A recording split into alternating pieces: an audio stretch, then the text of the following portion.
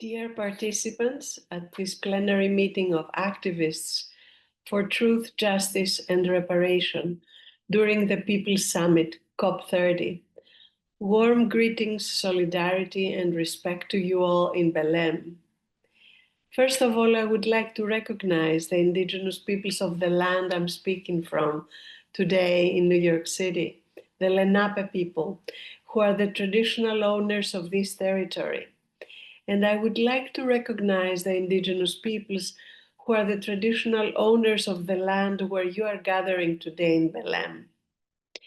It is a great honor for me to be addressing this extraordinary assembly that is organized by a broad coalition of social actors in Brazil, representing survivors, indigenous peoples of the Amazon, peasants, traditional communities, Afro-Brazilian Quilombola communities, workers, and researchers. I would like to thank our host, the Institute of Applied Social Sciences of the Federal University of Pará, under the coordination of Professor Gilberto de Souza Marques and all the co-sponsoring organizations. I would also like to recognize and pay my respects to Davi Kopenawa Yanomami. I had the honor to meet Davi for the first time in 1991 on Yanomami land. I was part of the first United Nations human rights mission accepted by Brazil regarding indigenous peoples. It was about the acute crisis faced by the Yanomami due to the influx of garimpeiros on their land. After that, Davi visited the United Nations headquarters in New York in 1992, and he was the first indigenous leader to meet with the UN Secretary General. Dear participant, you are gathering here to seek justice for those who have not yet attained it and whose human rights continue to be violated, especially in the remote regions of Brazil, in rural and forested areas affecting indigenous peoples, rural workers, and traditional and Afro-Brazilian Quilombola communities. We know that our struggle for justice today takes place in the challenging times we live in. We have weakening democracy and shrinking civic space in many countries. We notice that anti-discrimination and pro-equality measures are often put aside. Large sectors of society experience impoverishment. Peace is undermined and war industries rise. Climate change and injustice is combined with weak state policies and push our world to a downward path.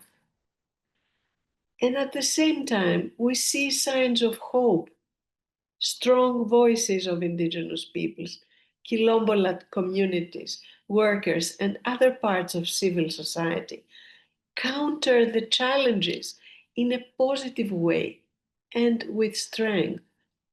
How is this expressed? Through five main ways: critical thinking, resistance, resilience, solidarity, both national and international, systematic advocacy and action. These elements create a sustained movement for justice. Many justice and human rights advocates say that the more grave a situation is, the more decisive our commitment to fighting for justice is. We don't give up. Now we come to an important point of this Human Rights Assembly: history.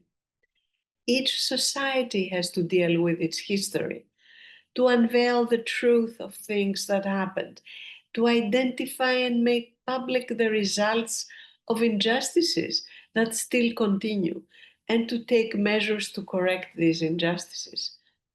Today, through your efforts, we think we link the past, the present, and the future. They are in dialogue. The dictatorship gravely affected indigenous peoples, Afro descendants, the Quilombola traditional communities, workers.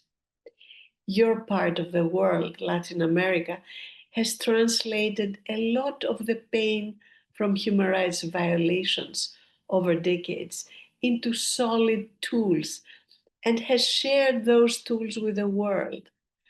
One of the tools is the concept of continuing violations of human rights. Today, this concept is part of international human rights law. What does this mean?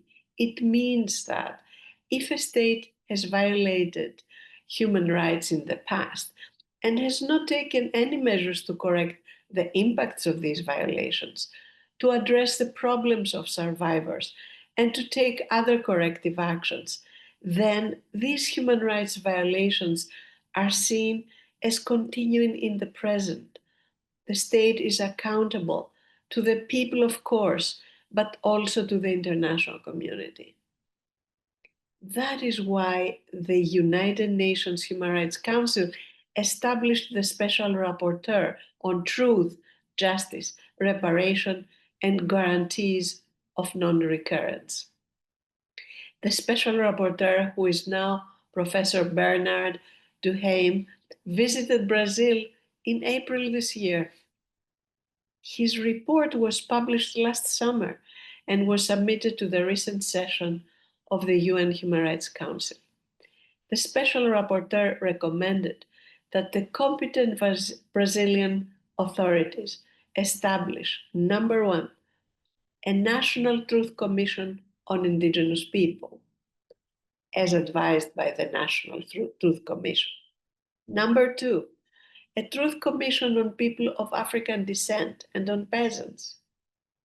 And three, he also recommended that the Brazilian state establish a federal follow-up mechanism to continue the National Truth Commission's work and to monitor the implementation of its recommendations. The mechanism should investigate comprehensively the serious human rights violations committed during the dictatorship against all sectors of society, including indigenous peoples, peasants, and people of African descent, unquote. Dear participants to this plenary meeting, it is clear that your voices matter. The voices of Brazilian society matter. The actions or omissions of state and other actors become visible. You are heard at many levels, including at the international level. Our moral conscience stands by you in solidarity, with respect for your struggles. I would like to mention a historic indigenous leader from North America, the Mohawk elder Kenneth Deere. He keeps reminding us at every opportunity, always keep the moral high ground. I repeat this message, always keep the moral high ground. I wish you every success in your plenary today and continued strength in your efforts for justice. And dear friends, the word seguimos, we continue, is often a phrase that we say instead of goodbye after Indigenous peoples meetings. Awareness, resilience, action, hope. We continue. Thank you.